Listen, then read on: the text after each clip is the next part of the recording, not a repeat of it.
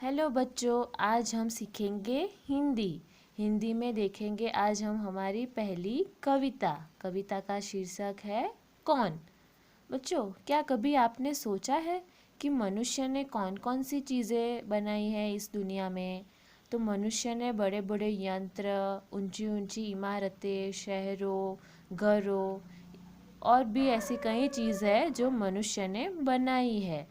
और आपने कभी सोचा है कि मनुष्य ने कौन कौन सी चीज़ें नहीं बनाई है। तो हमारे आसपास जो पेड़ पौधे, फूलों, पक्षियाँ जो होते हैं ना, वो मनुष्य ने नहीं बनाया है। तो अभी आपके मन में तुरंत ऐसा सवाल आएगा, तो फिर ये सब किसने बनाया है। तो आज हम वही सब हमारी कविता में देखेंगे। एक इस कविता में एक छोटा सा बच्चा है जो दूसरी कक्षा में पढ़ता है और उसके मन में ऐसे बहुत सारे सवाल होते हैं, जैसे कि चंदा की चांदनी किसने बनाई है, फूलों को खिलना किसने सिखाया है। ऐसे कई सारे सवाल उसके मन में होते हैं और वही सवाल वो अपनी माँ से पूछता है। बच्चों, आपके मन में कभी ऐसे सवाल हुए हैं कि आपके आसपास जो फूल है वो फूल कैसे खिलता है, सूरज कैसे उगता है। तो आज हम कविता में ऐसा ही सब कुछ पढ़ेंगे। तो अब हम कविता शुरू करते हैं। नभ में अनगिन तारे इनको कौन सिखाता टिम टिम जी। कौन सिखाता है मेघों को जल बरसाना रिमझिम जी। नभ में अनगिन तारे इनको कौन सिखाता टिम टिम जी। या नभ यानी कि आकाश, अनगिन यानी कि जो गिना न सके वो। तो बच्चों, आपने कभी आकाश में रात को देखा होगा। जब आप रात होती है ना, तब हम आकाश में देखते हैं ना, तो बहुत सारे तारे होते हैं। और वो तारे आप ध्यान से देखना, वो तारे ना टिमटिमाते हैं। तो ये बच्चा अपनी माँ से पूछ रहा है कि जो वो तारे हैं उसको टिमटिमाना किसने सिखाया। ऐसा उस बच्चे के मन में सवाल आता है। कौन सिखाता है मेघों को जल बरसाना रिमझिम जी। मेघों यानी कि बादलों और जल यानी कि पानी। तो जो बादल पानी बरसाते हैं उसे हम क्या कहते हैं, बारिश। तो बारिश कैसे बरसती है, बारिश रिमझिम करके बरसती है। तो ऐसे बारिश को बरसना कौन सिखाता है। कौन सवेरे सूरज की किरणें धरती पर ले आता। कौन रात में चंदा लाकर श्वेत चांदनी बिखराता। यानी कि जब आप ना रात को सो जाते हो, तो जब आप सोने जाते हो ना, तब आप बाहर देखना बहुत सारा अंधेरा होगा। और फिर जब आप सुबह उठेंगे ना, तो आप देखना कि बाहर बहुत सारा उजाला होगा। यानी कि वो जो उजाला है वो सूरज की किरणें हैं। तो वो सूरज की किरणें धरती पर कौन ले आता है, ऐसा सवाल बच्चे के मन में आता है।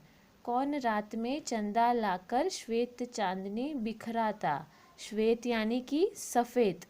जब रात होती है तो आकाश में आपने चांद तो देखा ही होगा। तो वो चांद का जो प्रकाश है ना, उसे चांदनी कहते हैं। बच्चों, चांद का प्रकाश सूरज की तरह तेज़ नहीं होता है, वो सूरज जितना प्रकाश नहीं देता है।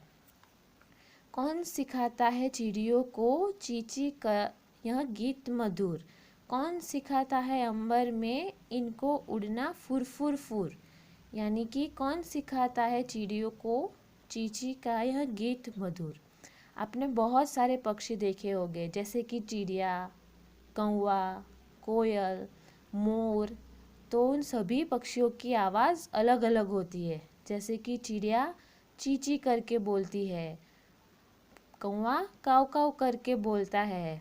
तो वो इन सबको बोलना कौन सिखाता है। चींची का यह गीत मधुर, मधुर यानी कि मीठा।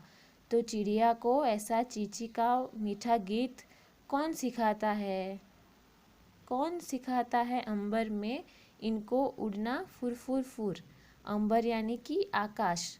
तो चिड़िया आकाश में उड़ती है, वो उसको उड़ना कौन सिखाता है।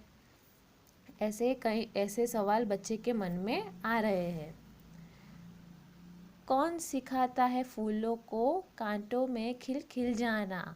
कौन सिखाता है चट्टानों में निर्झर को बहते जाना? यानी कि जो फूल होते हैं, आपने कई सारे बहुत सारे फूल देखे होंगे, जैसे कि गुलाब का फूल, कमल का फूल, गेंदे का फूल। तो वो जो गुलाब का फूल होता है वो कौन से रंग का होता है? तो गुलाब का फूल लाल रंग का होता है। कमल का फूल गुलाबी रंग का होता है। गेंदे का फूल पीले रंग का होता है। ऐसे सब फूल अलग अलग रंग के होते हैं। और वो जो गुलाब का फूल होता है ना, उसके जो पौधे होते हैं ना, उनमें कांटे होते हैं। तो ये बच्चा कह रहा है कि फूलों को कांटों में खिलना कौन सिखाता है? कौन सिखाता चट्टानों में निर्झर को बहते जाना? निर्झर यानी कि झरना। आपने कभी टीवी में या कार्टून्स में देखा होगा, ऐसे बड़े बड़े पत्थरों के पहाड़ होते हैं, और जो जब पहाड़ के बीच में से जो पानी बहता है ना, उसे उसे झरना कहा जाता है। यानी कि जो झरना है उसे बहना कौन सिखाता है? पूछ रहा है बालक माँ से ले मन में अचरज भारी। कौन बनाया करता जग में चीज़ें अद्भुत और प्यारी? यानी कि वो जो बालक है वो अचरज मन भारी। अचरज यानी कि आश्चर्य। वो आश्चर्य से उसकी माँ से पूछता है, कौन बनाया करता जग में? जग यानी कि दुनिया, संसार।